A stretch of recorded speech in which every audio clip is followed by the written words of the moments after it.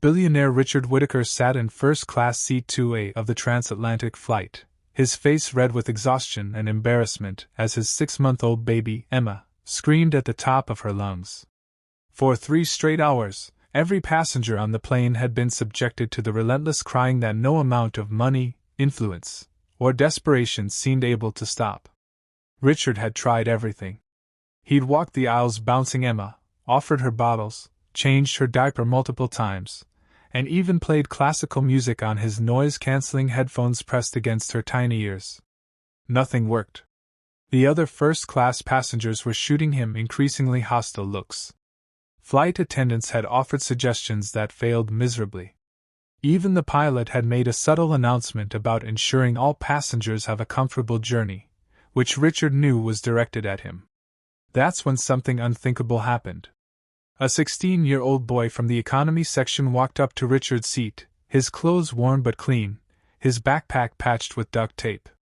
Without asking permission or introducing himself, the teenager gently reached toward the screaming baby. "May I?" he asked quietly, his young voice somehow cutting through Emma's wails. Richard was so exhausted and desperate that he didn't even question why a stranger, let alone a teenager, was offering to help. He simply nodded, too tired to care about protocol or propriety. The moment the boy's hands touched Emma, something miraculous happened. The screaming stopped. Complete, absolute silence fell over the entire airplane cabin as 200 passengers held their breath, waiting to see if this impossible quiet would last. The teenager was holding Emma with a confidence that seemed impossible for someone his age, gently applying pressure to specific points on her back while humming a soft melody that Richard had never heard before. Emma's eyes, which had been squeezed shut in distress for hours, slowly opened and focused on the boy's face. For the first time since takeoff, she looked calm, peaceful, almost happy. "How did you?" Richard whispered, staring at this mysterious teenager who had accomplished what trained nannies and pediatric specialists couldn't achieve. The boy smiled gently. "My baby sister had colic. Took me months to figure out what actually worked." Richard looked around the cabin and saw something that made his heart race with disbelief. Every single passenger was staring at them, not with annoyance anymore, but with amazement and gratitude. But what shocked Richard most was what he noticed about this young man who had just performed a miracle with his daughter. The boy's backpack was covered with mathematics competition patches. His notebook was filled with complex equations, and there was an intelligence in his eyes that seemed far beyond his years. "Who are you?" Richard asked, his voice filled with wonder and curiosity. The teenager looked Richard directly in the eyes with a maturity that was startling. "My name is Noah Simon. I'm 16 years old. I'm from Southside Chicago, and I'm on my way to London to compete in the International Mathematics Competition Championship." Richard felt his world shift as he realized that the person who had just saved his sanity and his daughter's comfort wasn't some trained professional or wealthy peer. He was a brilliant teenager from one of the most challenging neighborhoods in America. But as Noah continued to hold Emma, who was now gurgling contentedly, Richard had no idea that this chance encounter was about to reveal a story of determination, sacrifice, and genius that would change both their lives forever.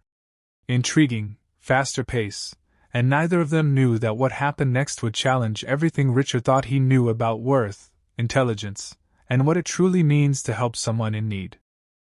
Richard was the 42-year-old CEO of Whittaker Technologies, a company worth over $8 billion that specialized in artificial intelligence and machine learning. He was traveling to London for a series of board meetings that could determine the future of his company's expansion into European markets. Normally, Richard traveled alone, focusing on work during flights and conducting business calls from 35,000 feet. But this trip was different because his wife, Sarah, was recovering from emergency surgery and couldn't care for their 6-month-old daughter, Emma. "I can reschedule the London meetings," Richard had told Sarah as she lay in the hospital bed. "Absolutely not," Sarah replied firmly. "This deal is too important for the company.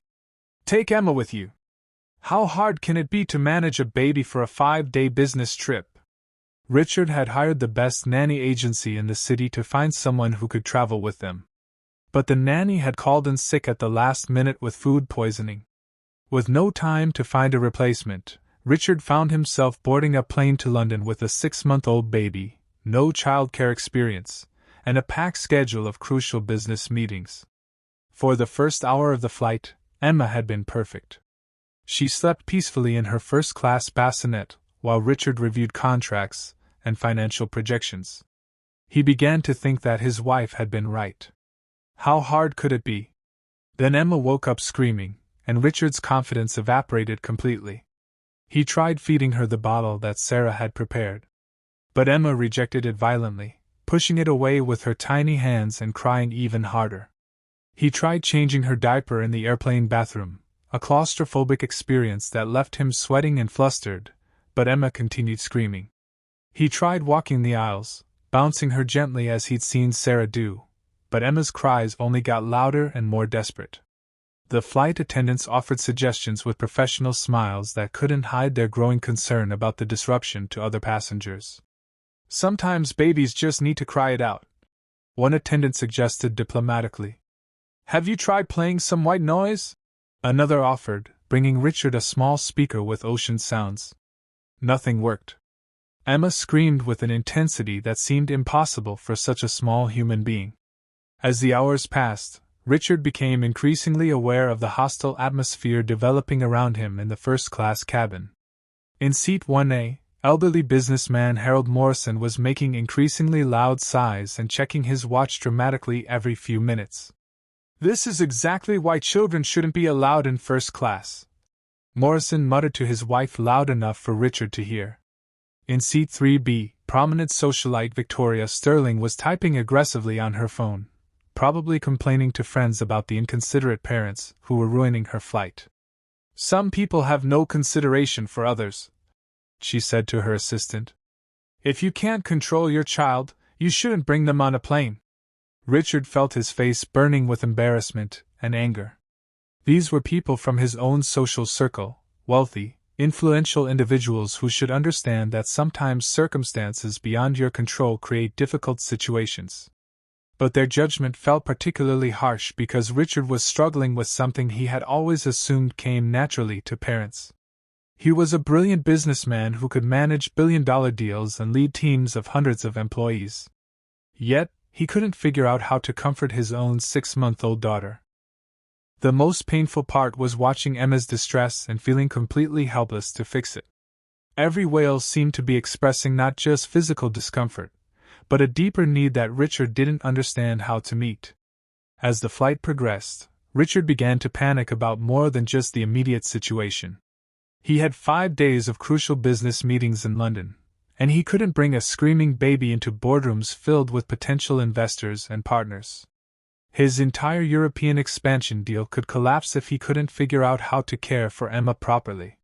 What Richard didn't know was that 3 rows behind him in economy class, 16-year-old Noah Simon had been listening to Emma's cries with growing concern and recognition. Noah was traveling to London alone, carrying a backpack containing his few possessions and a plane ticket purchased with money his community had raised through bake sales, car washes, and small donations. The International Mathematics Competition Championship was his one chance to earn a full scholarship to MIT, an opportunity that could change not just his life, but his entire family's future. Noah came from Southside Chicago, where he lived with his mother, grandmother, and 3 younger siblings in a 2-bedroom apartment. His mother, Lisa, worked double shifts as a nurse's aide to support the family, while his grandmother, Rosa, cared for the children during the day. 2 years earlier, Noah's youngest sister, Maya, had been born with severe colic that kept her crying for hours every day and night. The family couldn't afford to take Maya to specialists or purchase expensive treatments. So, Noah had spent months researching colic remedies, learning about infant massage techniques, and experimenting with different approaches to soothe his sister. Through trial and error, patience and determination, Noah had eventually figured out a combination of gentle pressure points, specific holding positions, and calming techniques that could stop Maya's crying within minutes. "Noah's got magic hands," his grandmother would say with pride. That boy can calm any baby. As Noah listened to Emma's screams echoing through the airplane cabin, he recognized the same type of distressed crying that Maya had exhibited. He could hear the specific pitch and rhythm that indicated the baby was experiencing digestive discomfort combined with overstimulation. He knew he could help, but he also knew that a black teenager from the inner city approaching a wealthy white businessman in first class was likely to be viewed with suspicion, hostility, or outright rejection. Noah had experienced enough discrimination and prejudice in his 16 years to understand that many people would see him as a threat rather than a helper, regardless of his intentions or abilities. For 2 hours, Noah wrestled with the decision. He pulled out his mathematics textbooks and tried to focus on preparing for the competition that represented his future. But Emma's increasingly desperate cries made concentration impossible. Finally, Noah's compassion overcame his fear of rejection. Noah closed his textbook and stood up, ignoring the curious stares of nearby passengers who wondered why a teenager was walking toward first class. The flight attendant at the divider between economy and first class looked at Noah with polite suspicion. "Can I help you with something?" she asked, clearly prepared to redirect him back to his seat. "The baby in first class," Noah said quietly. "I think I might be able to help." The flight attendant looked skeptical. "Are you traveling with family in first class?" "No, ma'am," Noah replied respectfully. "But I have experience with colicky babies, and I recognize the type of crying. Sometimes there are techniques that can help." The flight attendant glanced toward first class, where Emma's screams were reaching new levels of intensity, then back at Noah's earnest face. "Let me ask the father," she said diplomatically. But before she could move, Richard Whittaker appeared in the aisle, holding the screaming Emma and looking completely overwhelmed. "I heard someone say they might be able to help," Richard asked desperately, his usual executive composure completely shattered by hours of his daughter's distress. Noah took a deep breath, knowing that this moment would determine whether he would be accepted as a helper or dismissed as an inappropriate intruder. "Sir, my name is Noah Simon. I know I'm just a kid, but I have a baby sister who had really bad colic, and I learned some techniques that helped her. I think your daughter might be experiencing similar discomfort." Richard looked at Noah, really looked at him for the first time. He saw intelligence in the young man's eyes, confidence in his posture, and most importantly, genuine concern for Emma's well-being. Richard was exhausted enough and desperate enough to consider help from any source. "What kind of techniques?" Richard asked, raising his voice to be heard over Emma's crying. "Gentle pressure on specific points along her spine combined with a particular holding position that can relieve gas and digestive pressure," Noah explained professionally. "Also, sometimes babies get overstimulated by too much bouncing and movement. They need calm, steady pressure instead." Richard looked around the first-class cabin and realized that every passenger was watching this interaction with intense interest. Some looked skeptical about accepting help from a teenager, while others appeared hopeful that someone might finally bring peace to the flight. Richard made a decision that would change everything. "Please," he said, extending Emma toward Noah. "If you think you can help her, I'm willing to try anything." What happened next seemed to defy logic and medical understanding. The moment Noah's experienced hands made contact with Emma, her crying began to diminish.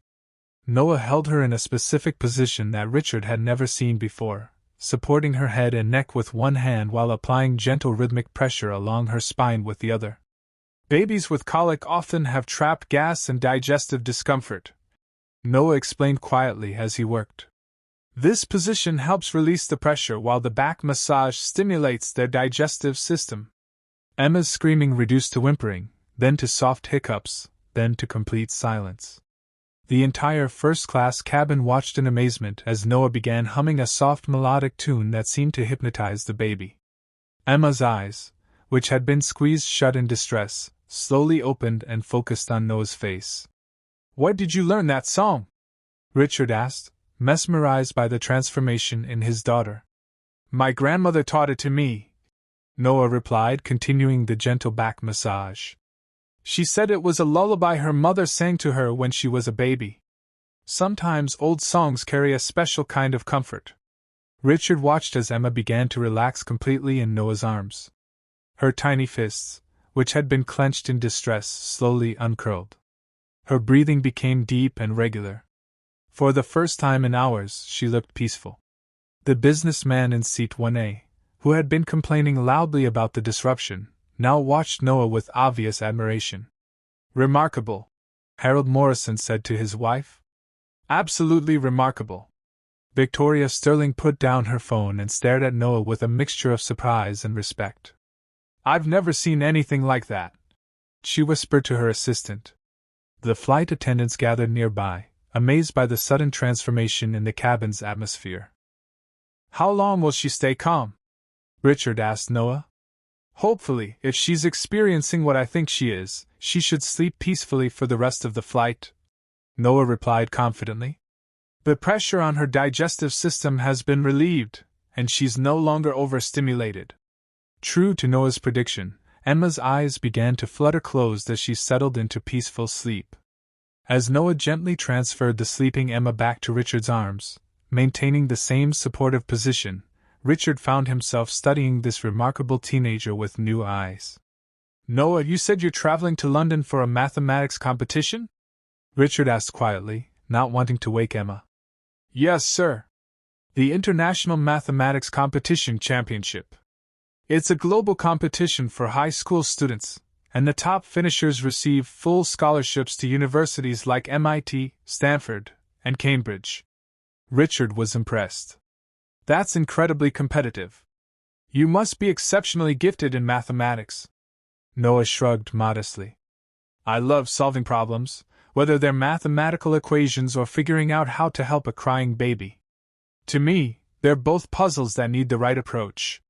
"Tell me about your background," Richard said, settling into his seat with Emma sleeping peacefully in his arms. "How did a 16-year-old from Chicago become qualified for an international mathematics competition?" Noah's eyes lit up as he shared his story, though he remained standing in the aisle, unsure if he was welcome to sit in the empty first-class seat beside Richard. "I've always been good with numbers, but my school in Southside Chicago doesn't have a strong math program. Most of my learning has been self-directed using library books and online resources." Richard gestured for Noah to sit down, genuinely interested in hearing more. "My math teacher, Mrs. Rodriguez, noticed my ability in 8th grade and started giving me extra problems to solve. When I finished the entire high school curriculum in 6 months, she helped me find online college courses." "How did you qualify for the London competition?" Richard asked. "I won the Chicago regional competition, then the Illinois State Championship, then the national qualifying rounds," Noah explained matter-of-factly. "Each level gets harder, but I've always been able to see patterns in mathematical problems that others miss." Richard was beginning to understand that he wasn't just talking to any teenager. He was speaking with a mathematical prodigy whose intellectual gifts were as remarkable as his ability to calm crying babies. "How is your trip to London being funded?" Richard asked, though he suspected he already knew the answer. Noah's expression became more serious. "My community raised money for my plane ticket and accommodations. The barber shop on my block, the church congregation, neighbors who could barely afford their own bills. They all contributed because they believe in my potential." Richard felt a profound shift in his understanding of the young man sitting beside him. Noah wasn't just naturally gifted. He was carrying the hopes and dreams of an entire community that had invested in his success despite their own financial struggles. "What happens if you win the competition?" Richard asked. "Full scholarship to MIT with additional funding for living expenses," Noah replied, his voice filled with quiet determination. "It would mean I could study mathematics and computer science at the highest level and eventually come back to my community to create educational programs for other kids like me." Richard realized he was witnessing something extraordinary. Not just mathematical genius, but the kind of character and vision that could change the world if given the right opportunities. But he also recognized that Noah was carrying enormous pressure. One competition would determine whether he could pursue his dreams or return to Chicago with the knowledge that his community's investment in him hadn't paid off. As Emma continued sleeping peacefully, Richard found himself making a decision that surprised even him. "Noah, I have a proposition for you," Richard said, his executive mind already formulating a plan. Noah looked curious but cautious. "What kind of proposition, sir?" "I'm in London for 5 days of crucial business meetings, and as you can see, I'm completely unprepared to care for Emma while conducting international business negotiations." Richard paused, watching Noah's reaction carefully. "I'd like to hire you as Emma's caregiver during my London trip. I'll pay you $500 per day, provide you with a hotel room adjoining mine, and ensure you have transportation to and from your mathematics competition." Noah stared at Richard in shock. $500 per day, sir? That's more money than my mother makes in a week. It's what a professional nanny would cost in London, Richard replied. And frankly, you've already proven you're more skilled with Emma than any professional I could hire. Noah's mind raced as he considered the implications of Richard's offer. The money would be life-changing for his family, but he was also concerned about maintaining his focus on the competition that represented his future. "Mr. Whitaker, I'm honored by your offer, but I need to be completely prepared for this mathematics competition. My entire future depends on my performance." Richard smiled, recognizing the maturity and priorities that Noah was demonstrating. "I understand completely. The competition comes first. I would only need your help with Emma during my business meetings and in the evenings. You would have complete freedom to study and prepare during your free time." Richard leaned forward, his expression becoming more serious. "Noah, in the past 3 hours, you've shown me something that I haven't encountered often in my business career. Someone who can solve problems that others can't, who remains calm under pressure, and who acts with genuine compassion rather than self-interest." "What do you mean?" Noah asked. "You could have stayed in your economy seat and ignored a crying baby that wasn't your responsibility. Instead, you risked rejection and embarrassment to help a stranger. That kind of character is rarer than mathematical genius." Noah felt overwhelmed by the unexpected turn his trip to London was taking. What had started as a scholarship competition was becoming something much larger and more complex. "Can I have some time to think about it?" Noah asked. "Of course," Richard replied. "But I should mention one more thing." "What's that?" Richard's expression became even more serious. "My company, Whitaker Technologies, has a foundation that provides scholarships and mentorship to exceptionally gifted students from underserved communities. Regardless of how you perform in the mathematics competition, I'd like to discuss how we might support your educational goals." Noah felt his heart racing as he realized that this chance encounter on an airplane might be opening doors he had never imagined possible. But he also felt the weight of uncertainty. Was Richard's offer genuine help? Or was there something more complicated beneath the surface? How would accepting charity from a billionaire affect his sense of self-reliance and pride? As the airplane began its descent toward London, Noah realized that the mathematics competition he had traveled so far to enter might not be the most important test he would face during his time in England. The real test would be navigating the complex world of wealth, privilege, and opportunity that Richard Whitaker represented while staying true to the values and community that had shaped him into the remarkable young man he had become. But as Noah looked at baby Emma sleeping peacefully in her father's arms, he knew that this moment had already changed his life in ways he was only beginning to understand. As the plane touched down at London Heathrow Airport, Noah made a decision that would alter the course of his entire future. "Mr. Whitaker," Noah said quietly as passengers began gathering their belongings, "I accept your offer. I'll help care for Emma during your business meetings." Richard felt relief wash over him as he realized he wouldn't have to navigate crucial negotiations while managing a baby alone. But more than that, he was genuinely excited about the opportunity to learn more about this remarkable young man. "Excellent," Richard replied, adjusting Emma in his arms as she continued sleeping peacefully. "I have a car waiting to take us to the hotel. We can discuss the details of our arrangement during the drive." As they walked through the airport together, a billionaire CEO, a sleeping baby, and a teenager from Chicago's South Side, Noah couldn't help but notice the curious stares they attracted. He was used to being invisible in most settings, but walking alongside Richard Whittaker made him suddenly visible in ways that felt both exciting and overwhelming. The car waiting outside was unlike anything Noah had ever seen. The sleek black Mercedes had a driver in uniform and an interior that looked more like a luxury office than a vehicle. "The International Mathematics Competition begins tomorrow with the opening ceremony," Noah said as they settled into the car. "The actual competition takes place over 3 days with different rounds testing various mathematical skills." Richard listened intently as Noah explained the competition format, impressed by the young man's thorough preparation and strategic thinking.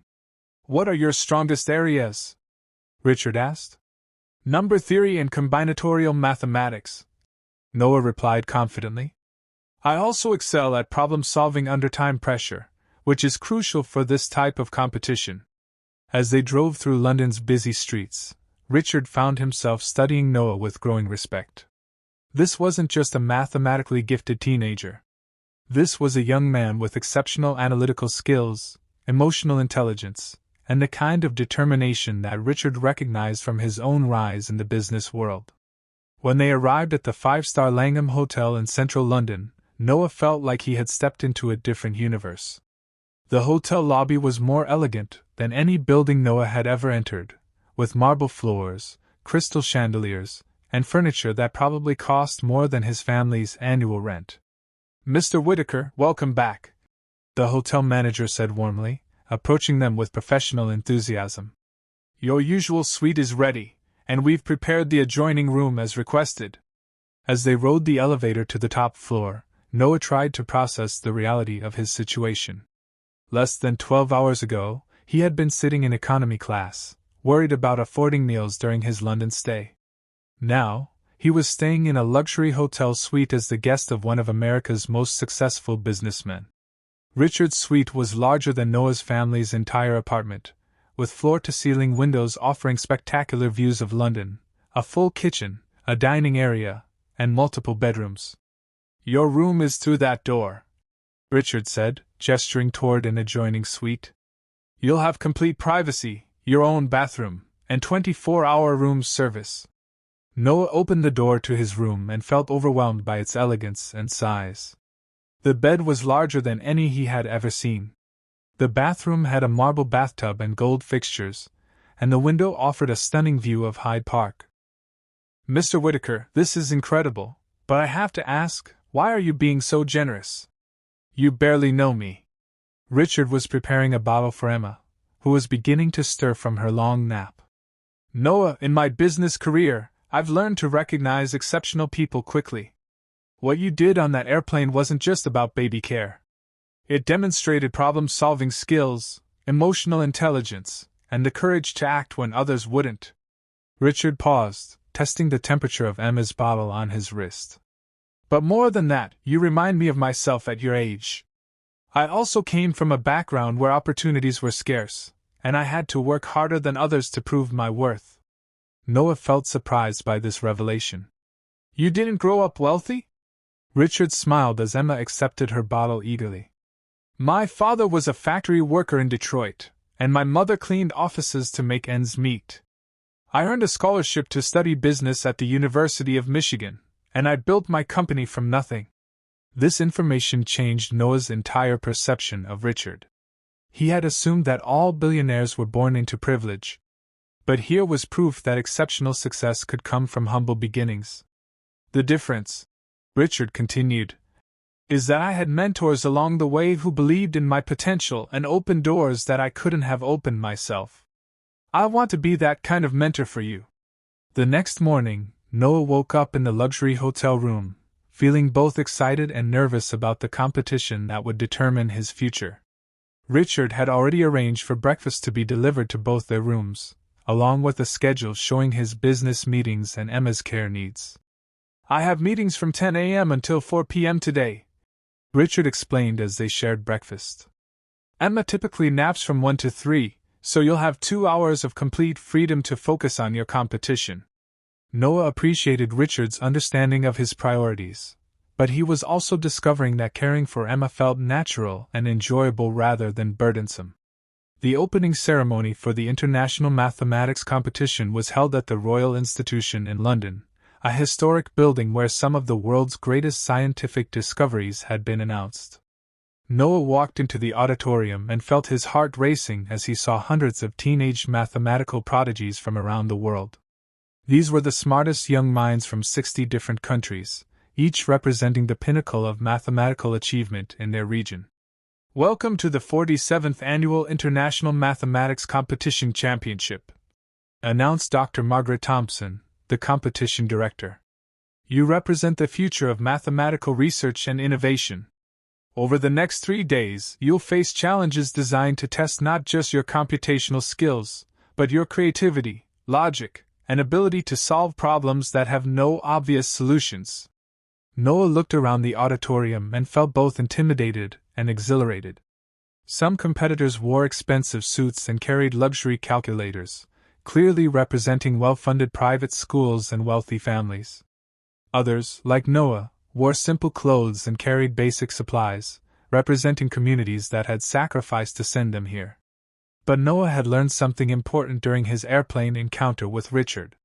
Success wasn't determined by background or resources. It was determined by the ability to solve problems that others couldn't solve.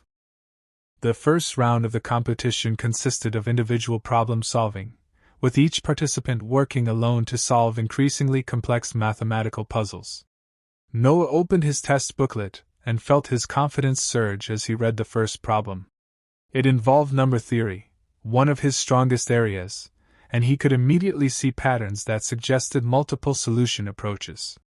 For the next 4 hours, Noah lost himself completely in the world of mathematical problem solving.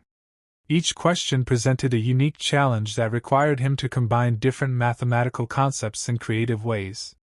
The problems ranged from pure mathematics to practical applications, determining the optimal distribution pattern for a telecommunications network, calculating probability distributions for genetic inheritance patterns, solving complex geometric proofs involving multidimensional space, finding algorithmic solutions for resource allocation problems.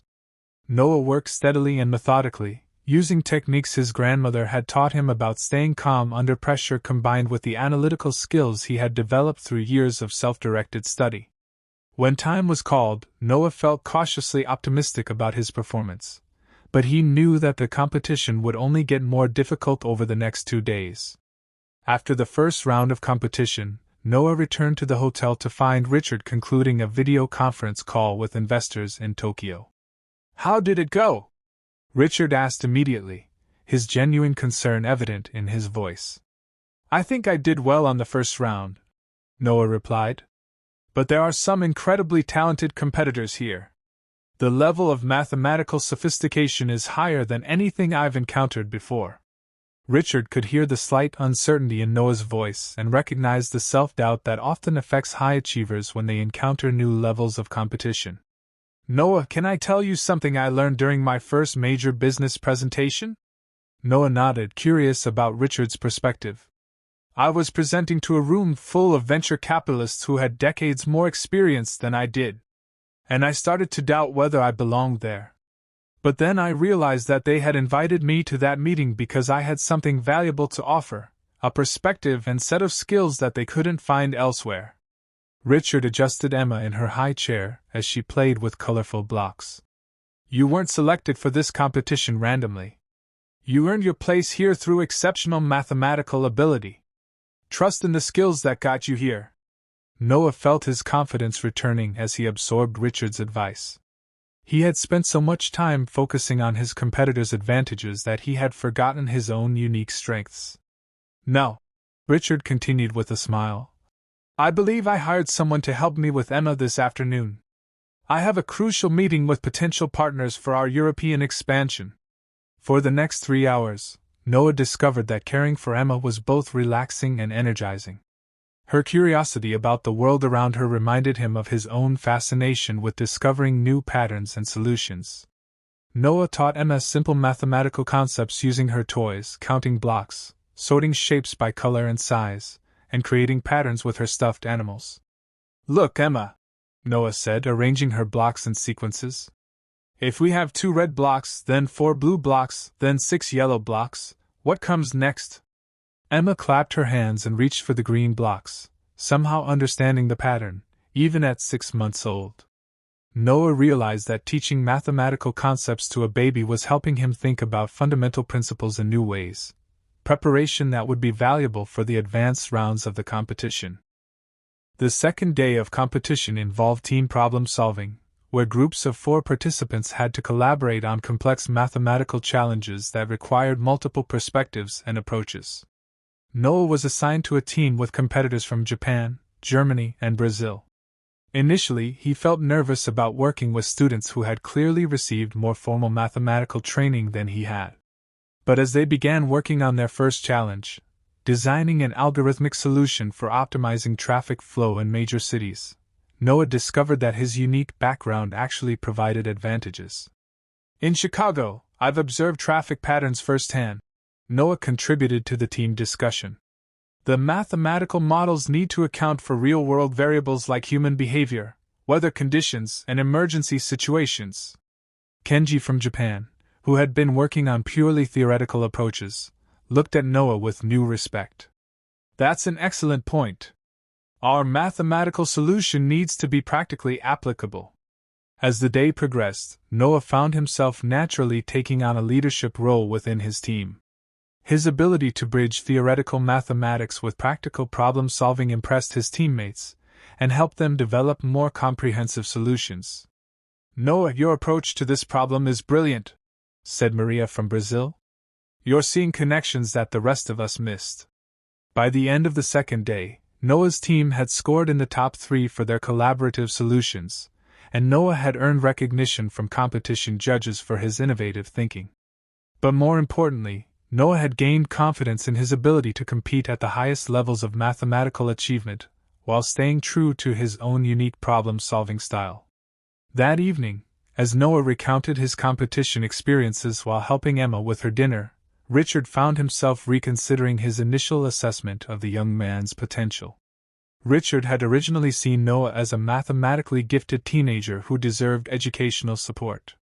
But watching Noah's analytical approach to childcare, his leadership capabilities, and his ability to bridge different worlds of experience, Richard began to see something much more significant.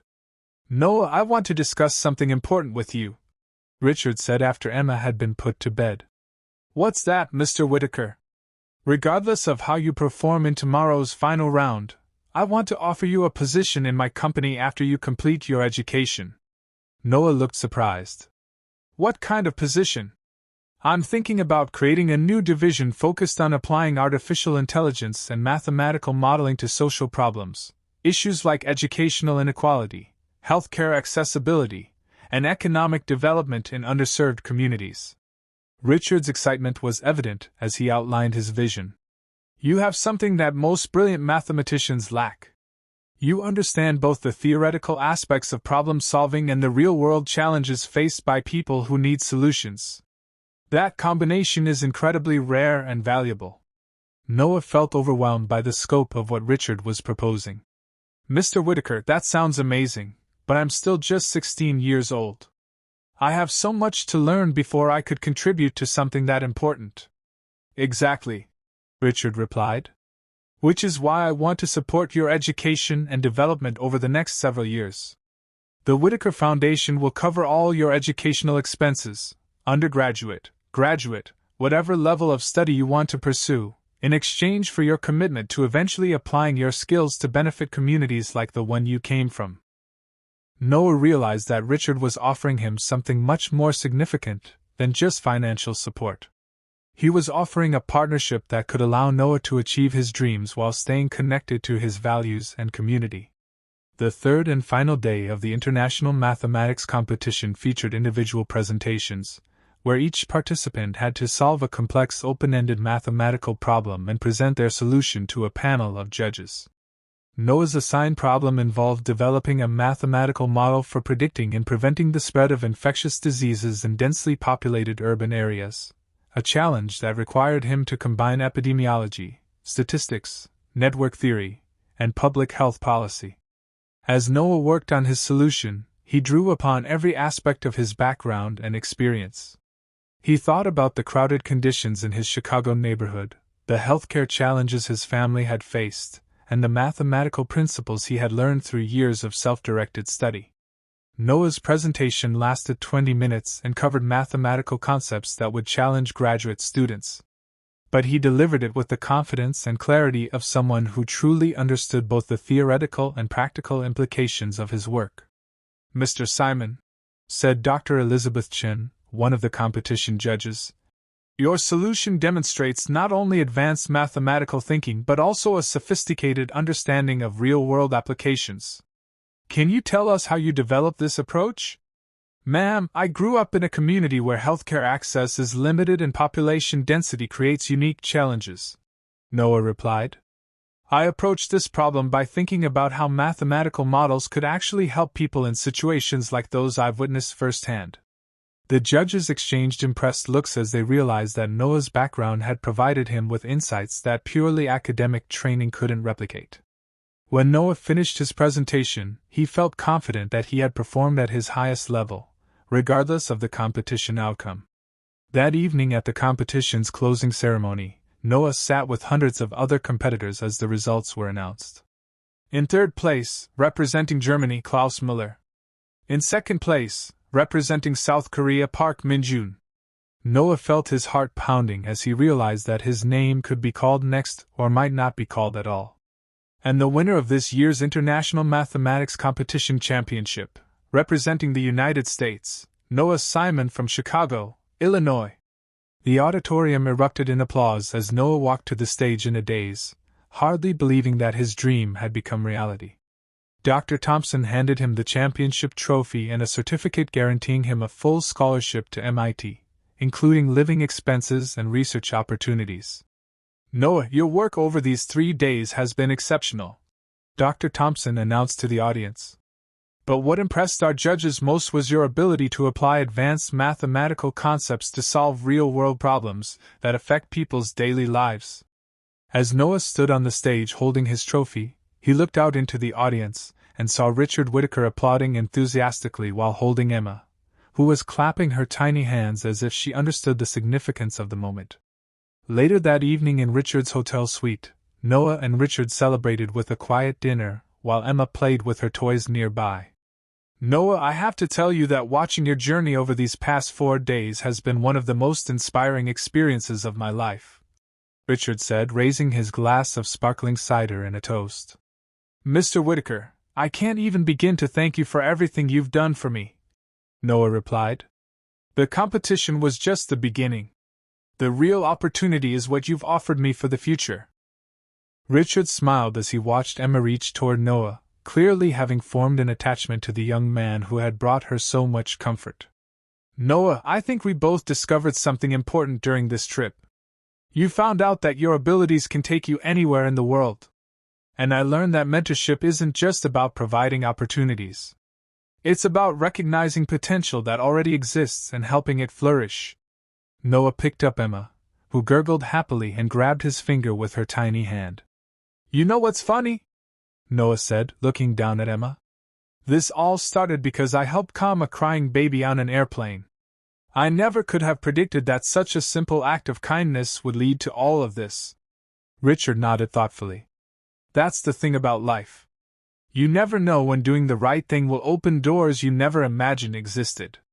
As they prepared for their flight back to the United States the next day, both Noah and Richard knew that their lives had been permanently changed by their chance encounter.